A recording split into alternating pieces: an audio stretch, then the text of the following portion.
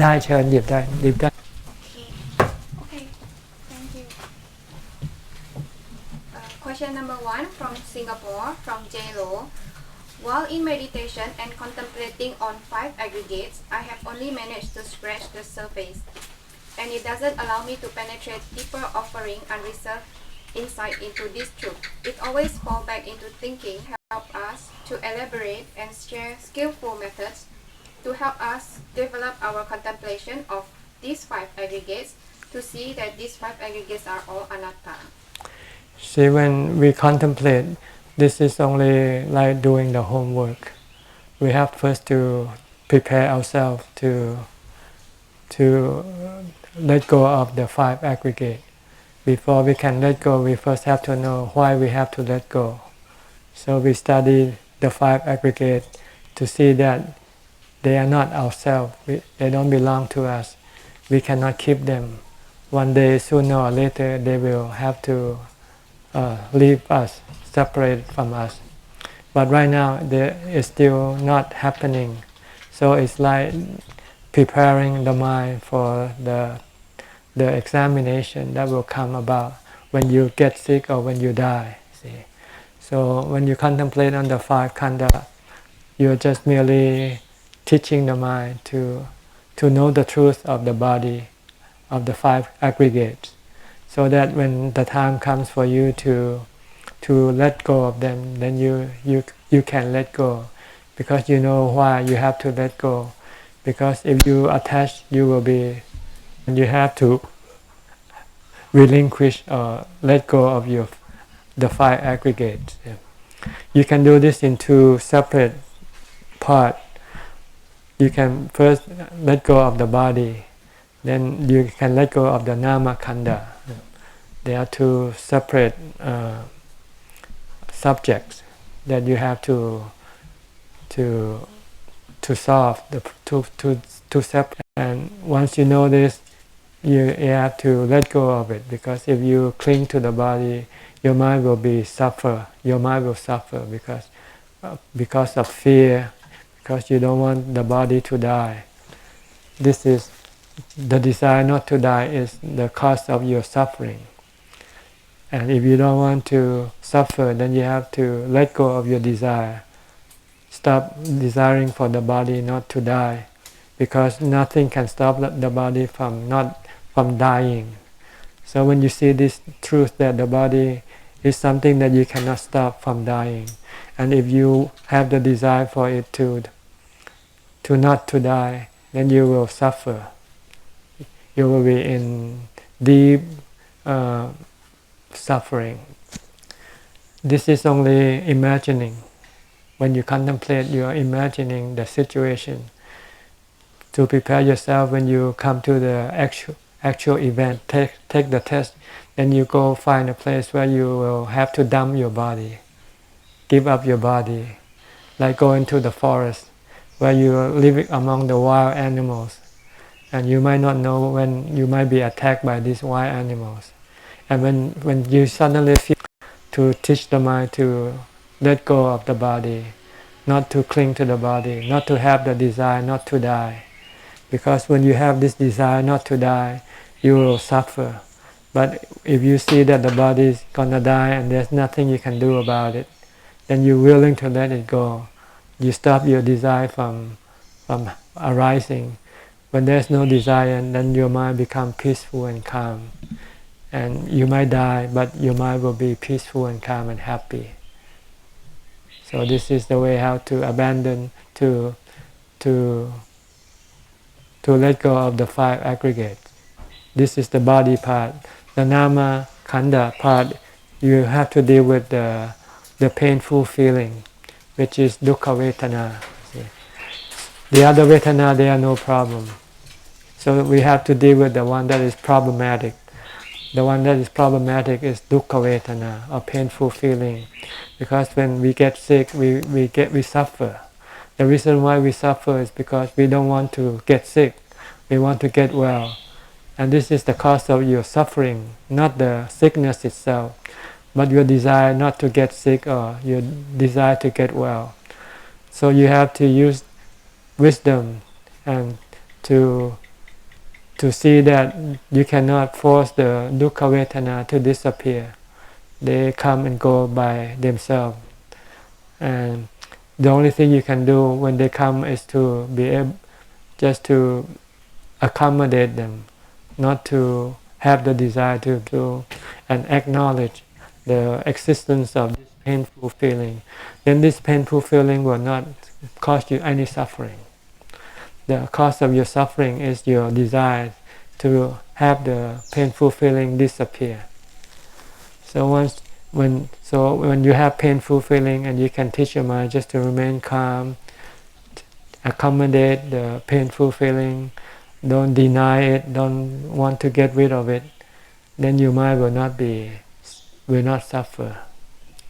Then you can let go. This is the way of letting go of your nama khanda. The other khanda, they work in conjunction with the vedana khanda.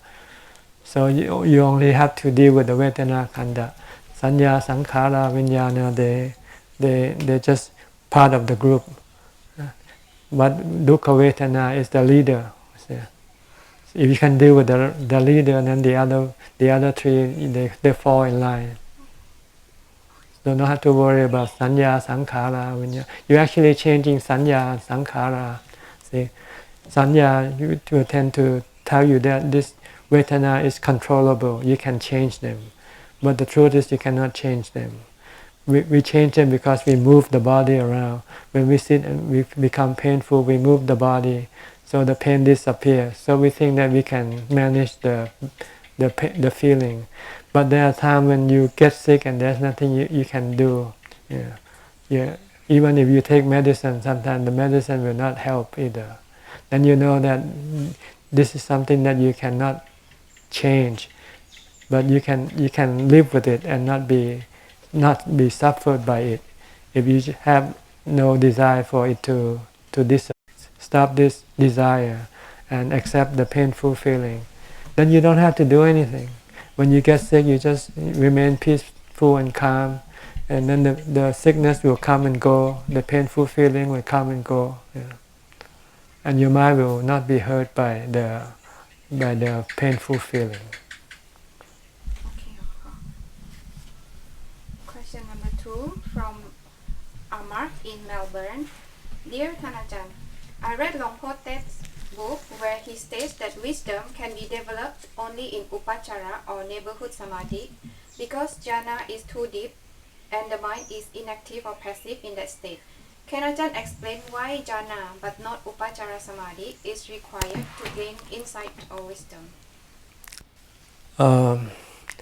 See, the mind has two modes. The mind has samadhi mode and vipassana mode. First, you have to develop the samadhi mode to strengthen the mind. Without samadhi, without jhana, the mind is weak. It cannot resist the desire. That's why we fall prey to our desire. Whenever we have desire, we cannot stop it. We have to do what our desire asks us to do. So we become slave to our desire. But if we can develop jhana, we can build strength for the mind to resist our desire. But then we sometimes don't know that our desire are the cause of our suffering. So we need to develop wisdom by understanding the Four Noble Truths that the Buddha had discovered, that we cannot develop vipassana. We have to come out of jhana. Then we can then use the mind to think, and everything is anicca, dukkha, anatta. Then I can stop my desire. When I stop my desire, my suffering disappear. So you have to use this when you come out of samadhi. You have to come out. When you come out, and you meet someone and they start to scold you and say bad thing about you, then you start to suffer.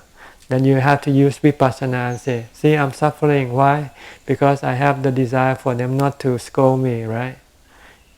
Usually we have the desire for people to say nice things to us. We don't want people to say bad thing about us. So when they say bad thing about us, we feel bad. But we don't have to feel bad if we understand the nature of the way people say things. We cannot control them. They are anatta. They can say anything they want, but we don't have to suffer if we accept what they say and do not reject or do not wish that they say something else. So this is how we will solve our problem. We have to solve them when things really happen. When you face suffering, and then you use the Four Noble Truths to stop your suffering. When you have suffering, you can automatically presume that it's your desire that caused you to suffer. Like when someone say bad thing about you, you suffer. Why? Because you don't want people to say bad thing about you. But can you stop them from not saying, from let them say anything they want? When you let them do anything they want, and you don't react, then nothing happened to you. You don't feel bad or anything like that. You feel bad because you react. You don't want them to say bad thing about you. But they are like wind. Can you stop the wind from blowing? Do you feel bad when the wind blow? Because you accept it, right? You let the wind blow, right? You have no desire to wish the wind to stop blowing, so you don't feel bad when the wind blow. But when the wind come out of the mouth of people, you feel bad because you want them to stop, because you don't like this kind of wind, you don't like this kind of sound. So you have to solve the problem inside yourself, not with other people, with other things. People and things, you cannot control them. You cannot force them to do as you want them to do. But you can stop your suffering by telling your mind to stop having any desire toward those people or things. Don't have any desire for them to do this or do that, to say that or say this. Just let them be. That's the whole point. So if you can let them be. So he said that wisdom can be developed only in upachara samadhi. Is it? Uchara or just a normal person. Actually, not upachara. In actual life, when you live day to day, when you face the problem, then you have to use wisdom to money. You go find more money. But with wisdom, you say, if you have no money, then don't spend any money. Stop spending. Then your problem is solved. See? All right? Okay. Question number 3. When I have ill will, I cannot enter into jhana, but only when I have jhana, then I can have pure metta and be free from ill will. How can I break this cycle? Well, you have to, when you're out of jhana, then you have to maintain your jhana by maintaining your mindfulness. See, your jhana can be maintained once you come out of your jhana. The peace, the feeling of goodwill will still remain if you stop your mind from thinking in the way of desire. See? As soon as you think in the way of desire, then your goodwill will disappear, because your desire will take over. You will want to do what you want to do, and whoever opposes you, you will want to crush them. See? Then your goodwill will disappear and your ill will come back. But if you can maintain them when you come out, and try to use wisdom to crush your desire. Anytime you want to do something, do anything that will hurt other people, then you say, no, this is not the right way to do it. Then you can still maintain goodwill. But if you cannot stop your desire, then you might start to do it, causing other people harm. Question number 4. When I was at the stage where my breath disappeared, the moment I think that I just want to go back to knowing, I lose the concentration. What to do when my breath disappears, and where do I focus my attention to? At the disappearance of the breath, Yes. At the emptiness. Don't think, see. Just keep focusing. Just beware there's no longer any breath. Just beware, pure awareness. Don't think. Question number 5. I didn't feel a quick whoop, but a very slow feeling of falling, and together with it, there were tension energy moving downwards. I felt my head is dropping too. I have been stuck at this stage for 3 months. What should I do to progress from here? Can you explain again what they mean? Yeah. I didn't feel a quick whoop. Is this the same person? from he's telling about when he's sitting in samadhi or what? Yes, when he's in samadhi. Okay. So like he didn't, because Long Po always say there's a feeling whoop like falling down, but he said that it's not a quick whoop, but it's just slow falling down, like feeling falling. It can be either way, no problem. Yeah, and then the head is dropping, and how should I progress from here, because it has been there for like 3 months, always like that, like just a slow falling down. Just keep maintaining mindfulness. Yeah. If you're using the breath, just keep focusing on the breath and ignore everything else. As long as your mind don't think and your mind remain enough to force it to go deeper. Because you still work, you still use a lot of thoughts in your work, so you probably won't be able to get the kind of result that a monk or someone who's not working get, because someone who's not working has more time to maintain, develop mindfulness. That will become stronger, and that can force or pull the mind inside deeper. So you just have to be happy with whatever you get right now. So slow falling down is... Okay. Question number 6 from Mediana Lao. Don't know from where. I have a question regarding meditation. Before starting my meditation with my object of meditation, which is the breath, I'll perform scanning of my body, start from my head to toe. However, sometimes I feel strong pulse or beat on my head. Am I doing it correctly? If no, how can I get rid of this strong pulse? If you want to have the mind become concentrated and calm, you have to focus only on one object, either your breath or some other part of your body, and stay there. Don't scan the whole body. Just stay in one place, like your breath. You can use a mantra. You can recite Bhutto, Bhutto, Bhutto. Then your mind can become concentrated and calm. Otherwise, you will not become calm because you're moving the mind around. And there's a strong pulse or beat on my head. You just ignore them. Someone makes me angry. You don't have mindfulness. If you have mindfulness, when you get angry, you know right away. And then you can stop it right away by using don't mind the person. Look at them like children. Yeah. They're like children, so they don't know what they do. Don't mind them. But if you have no mindfulness, then you become angry. You react right away, and you cannot stop your anger. So you need to develop more mindfulness first. And wisdom, you have to. If you want to use wisdom, you have to treat the person like nature, force of nature. You cannot stop them from doing anything. If they want to do something to hurt you, you cannot stop them. But you can stop yourself from getting hurt by not getting angry, by accepting that when you live in this world, there are things that you have to face, you have to meet, and the only way to face them, meet them in a happy way is just to ignore them, to don't mind them, let them be. Don't have any desire for them to go away or to disappear or to change. Question number 8 from Canada, from Miss Debbie. After death, there is no more breath or body to be mindful of. So what type of mindfulness should there be when there is no body? Can we still recite Bhutto after death? The mind then have to use the mindfulness that it has developed up to that point, and the mindfulness will then be the one that will direct the mind to. It's like when you go to sleep.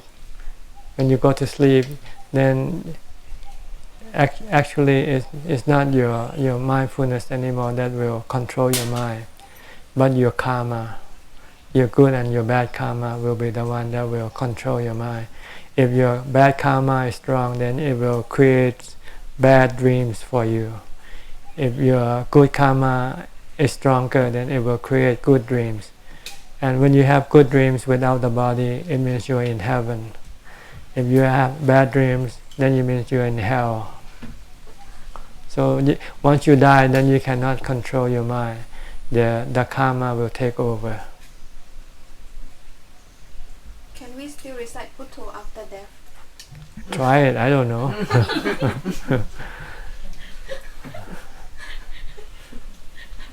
You don't need to anymore. Once you die, then the pain from the body will disappear, and then your mind will, like falling asleep. It goes into in a different state. Can we still develop mindfulness when you're alive? You cannot develop. How do you expect when you die to develop?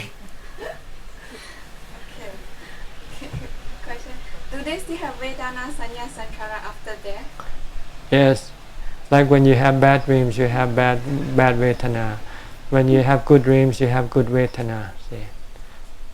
And your good dreams or bad dreams relies on your Sanya and Sankhara that you develop when you're still alive.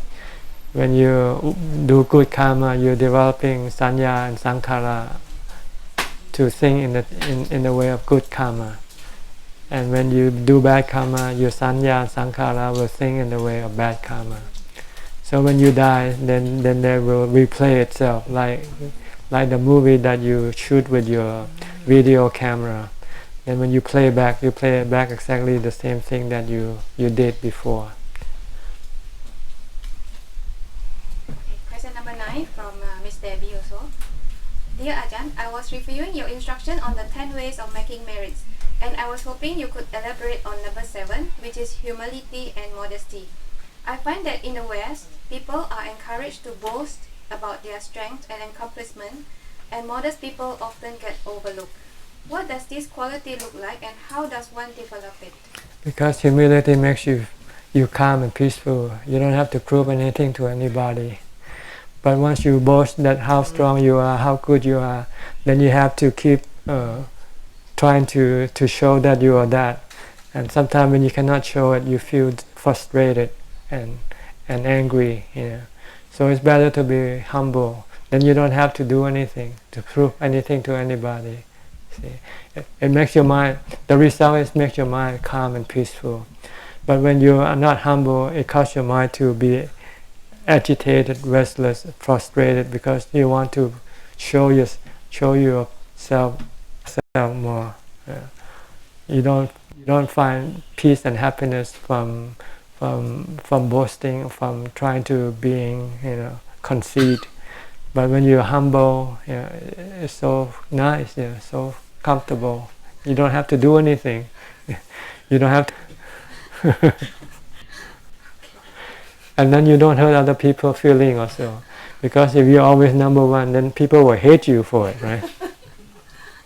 But if you're number 10, then nobody hates you. People will sympathize with you. Question number 10 from the same person, from Miss Debbie. Some people give gifts to their children's school teachers by saying that they made a donation to a charity in their honor. I'm under the impression that only departed relatives in the realm of hungry ghosts can benefit from such gifts. I'm wondering if the teacher can benefit from such a gift. Well, when you give, the person who received the gift will benefit first of all, right? If you give me something, the person who received the gift will be happy. And when you give that, you feel happy. Then you can share this happiness with the people who already died.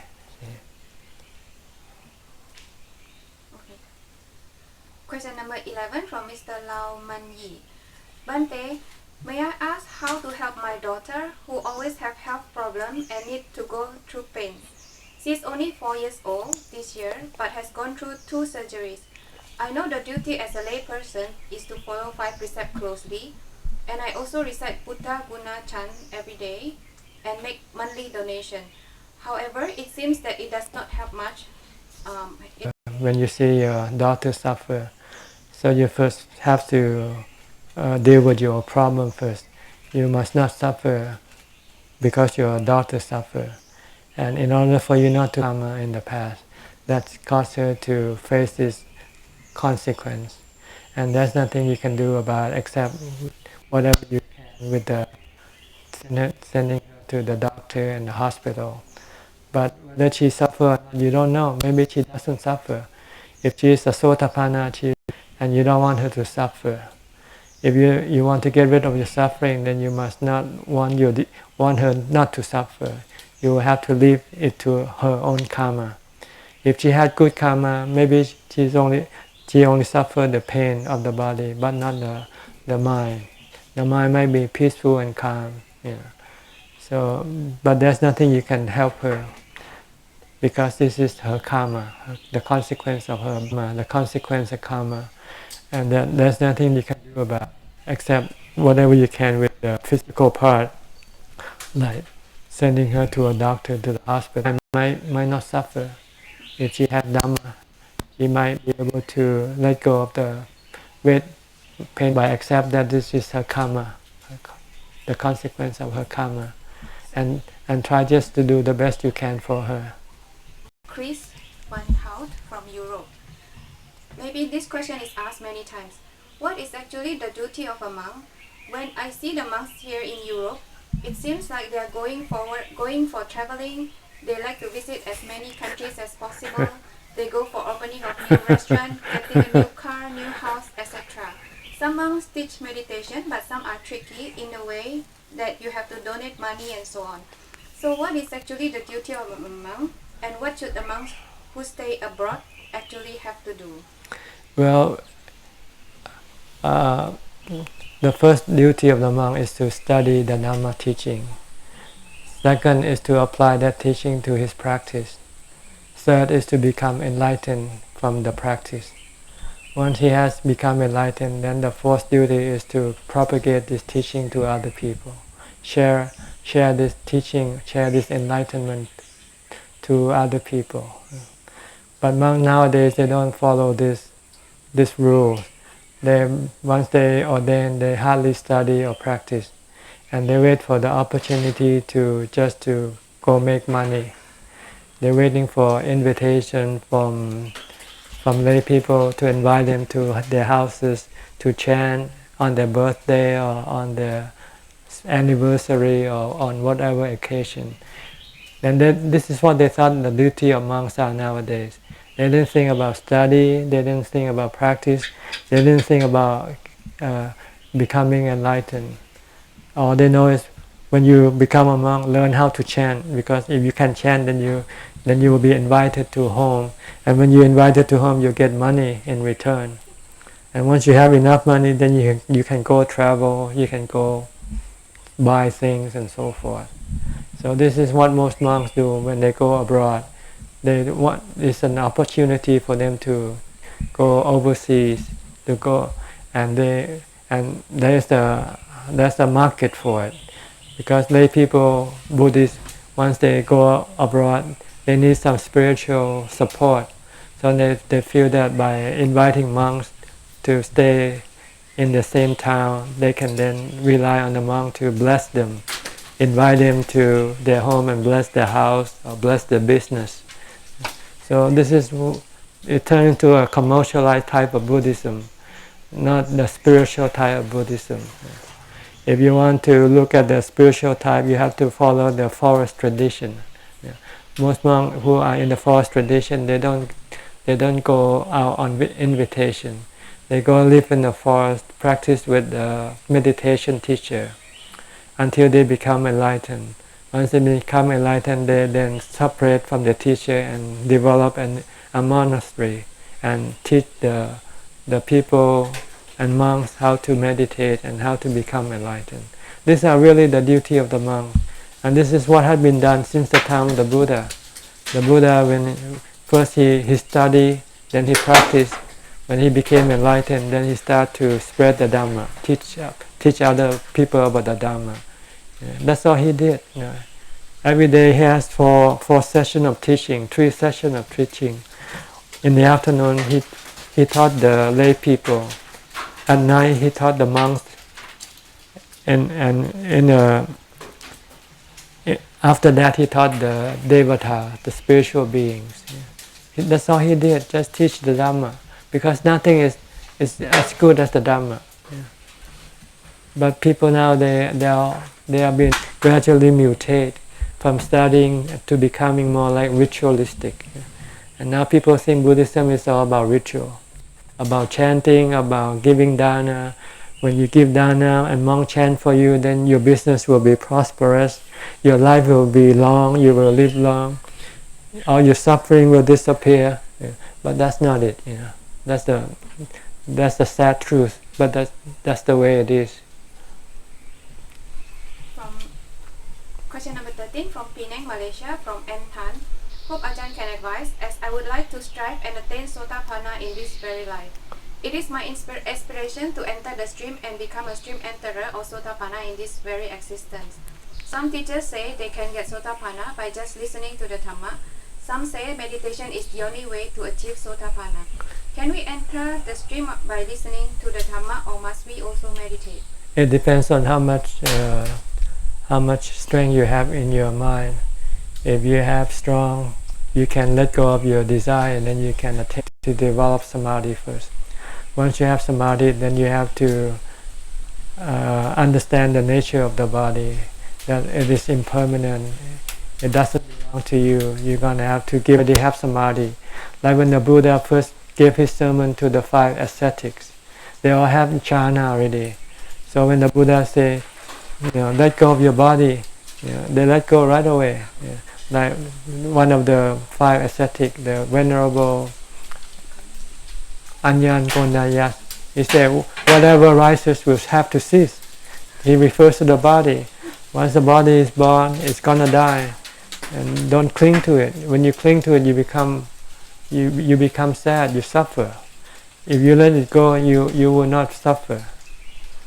So if you don't have the strength to let go, even though you know that the body will have to die, then you have to meditate to build up the strength to let go. See?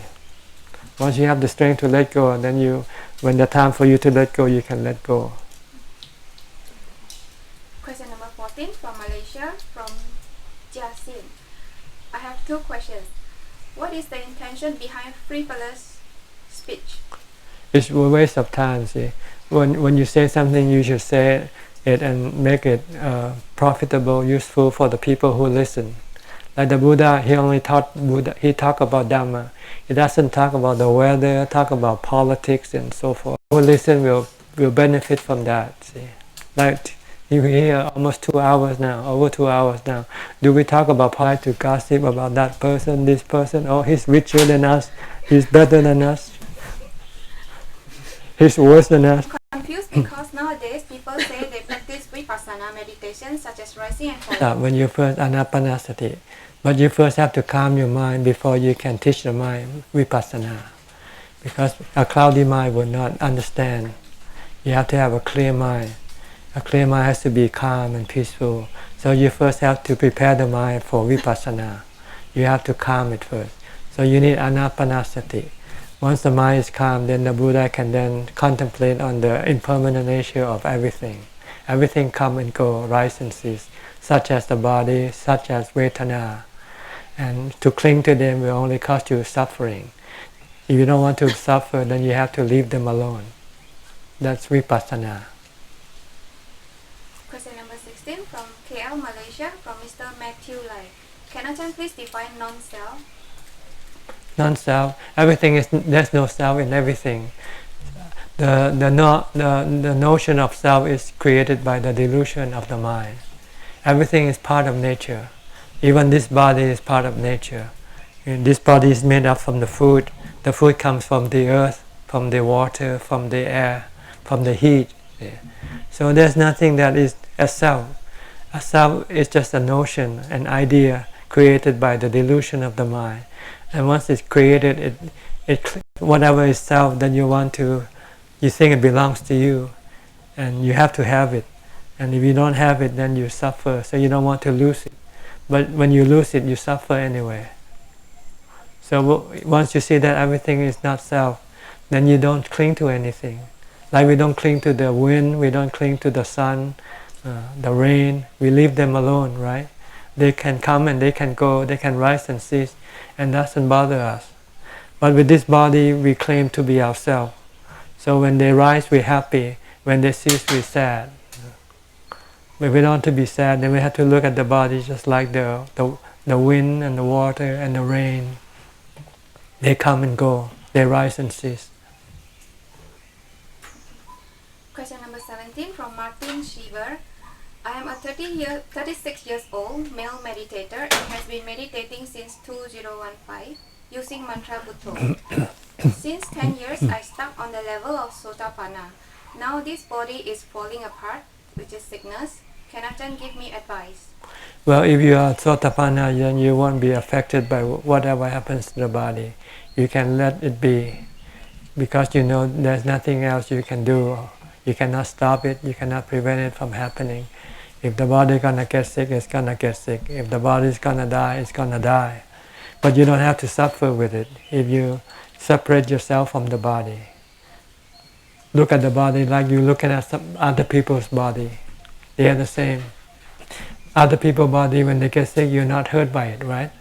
So why should you be hurt by this body? It's happened. Question number 18 from Malaysia. I am Ajit Lim from Nalanda Youth Center, Malaysia. I have always wanted to be a monk since I experienced Babaja when I was 16. Now I am 20 years old. But I still don't know when is the right time for me to renounce. Would like to ask Panajan, when is the best time to renounce? When you're ready. So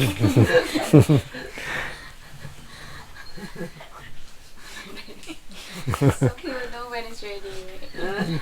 You know it yourself. Everybody has to know when they're ready. When they're ready, then they become a monk. When they're not ready, then they're not yet become a monk. Question number 19 from Jakarta, from Miss Lily Halim. In my country, I saw a lot of teachers who teach Dhamma in the wrong way. They say they teach Dhamma based on Tipitaka Pali books. The Tipitaka is not wrong, but the way they teach is wrong because all of them may not have experienced the Dhamma themselves. If they have experienced the Four Noble Truths, they will have the know-how to explain the Dhamma. So I think I must help them. But the problem is that they reject me. I mentioned that if they hold on the Tipitaka so tight, the result is their ego gets bigger and there's no wisdom in it. This is so dangerous. So I wish that they all be careful if they are teaching. So my question is, Dhamma is not easy. They come from different level. What should I do? You just practice do your part and don't worry about other people. Practice and become enlightened, and then you can become a teacher yourself. Okay. That's all? Yeah. The Two last more. one is not a question. It's from Indonesia, from Miss Sasana Devi Susan. She sent a photo, and she say about the photo is Longpo Sombat, and the other one is Mr. Cornelis Wawor, who is a Buddhist teacher in Indonesia, and he was a monk at Wat Bawon for 7 Vasa and stayed together side by side with Panajan. So he told us about Ajahn. So last 1975, 41 years ago. No, 75. Yeah, 41 years ago. sorry. So this guy. You know, people change, 41 years. See clearly.